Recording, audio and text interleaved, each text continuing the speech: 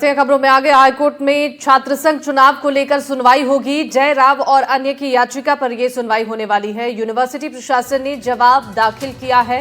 University ने सरकार के पक्ष का समर्थन किया है। छात्र संघ चुनाव नहीं होने से किसी अधिकार का हनन नहीं होगा, यूनिवर्सिटी का कहना है। सरकार ने सत्र 2023 और 24 में चुनाव नहीं कराने का यह फैसला लिया था।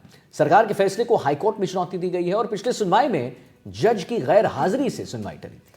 और पिछली सरकार ने चुनाव पर रोक लगाई थी। नई शिक्षा नीति लागू होने का हवाला देकर इस चुनाव पर रोक लगाया गया था। छात्र संघ चुनाव के मामले में अब राजस्थान यूनिवर्सिटी ने हाईकोर्ट में अपना जवाब पेश किया है। यूनिवर्सिटी ने चुनाव कराने का फैसला सरकार के पाले में अब डाल दिया है। और इतना ही नहीं, छात्र संघ चुनाव के संबंध में जवाब देते हुए राजस्थान यूनिवर्सिटी ने सरकार की मंशा के मुताबिक ही इलेक्शन कराने की बात कही है।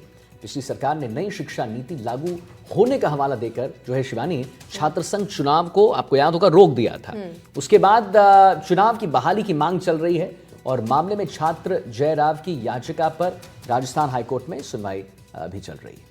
बिल्कुल, तो अब इस पूरे मामले को लेकर सिफारिश की जा रही है। हमारे सहयोगी विश्वास जुड़ चुके हैं इस पर ज्यादा जानकारी देने के लिए। विश्वास, जरा बताइए, छात्र संघ चुनाव को लेकर जो सुनवाई हाईकोर्ट में होने वाली है, क्या अपडेट इसको लेकर है?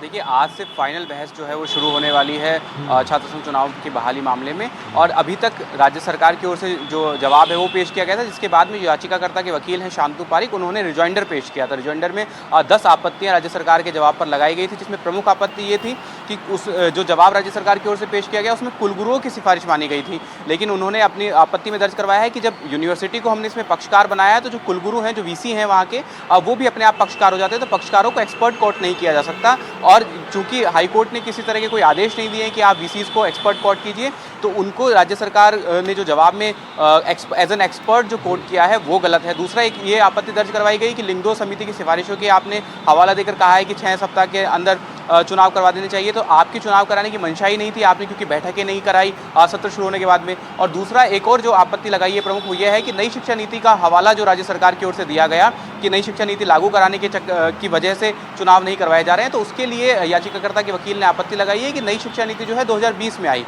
और 2022 में भी आखिरी बार चुनाव हुए थे, तो जब तब भी तो नई शिक्षा नीति लागू करवाई जा रही थी, तो तभी क्यों नहीं चुनाव जो है रद्द कर दिए गए। तो इसके बाद भी जो चुनाव रद्द करने का, नई शिक्षा नीति का हवाला देकर रद्द करने का जो फैसला है, ये गलत है। इस तरह से 10 आपत्तियां लगाई गई हैं। उसके बाद में राजस्थान विश्वविद्यालय ने अपना जवाब पेश किया और उन्होंने साफ कह दिया कि यूनिवर्सिटी तो चुनाव कराने के लिए राजी है, लेकिन अगर राज्य सरकार इसका जो नोटिफिकेशन है वो जारी करेगी, क्योंकि वो उनका विशेषाधिकार है। अब आज बिल्कुल विश्वास, यानी कि इंतजार करना होगा अब इस सुनवाई के दौरान क्या कुछ महत्वपूर्ण बातें निकलकर सामने आती हैं। बहुत शुक्रिया आपका तमाम जानकारी साझा करने के लिए।